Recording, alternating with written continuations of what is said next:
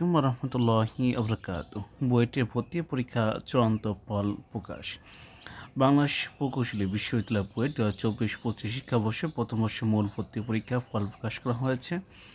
বুধবার ২৬ ফেব্রুয়ারি সন্ধ্যায় বুয়েটের ওয়েবসাইটে এই ফল প্রকাশ করা হয়। বিশ্ববিদ্যালয়ের জনসংযোগ দপ্তরে এক সংবাদ বিজ্ঞপ্তিতে বলা হয়েছে, আগামী ১০ মার্চ থেকে ভর্তির কার্যক্রম শুরু হবে। মূল ভর্তি পরীক্ষার ফলাফল ভিত্তিতে প্রাথমিক নির্বাচন ও অপেক্ষমান প্রার্থীর তালিকা বুয়েট ওয়েবসাইটে প্রকাশ করা হয়েছে।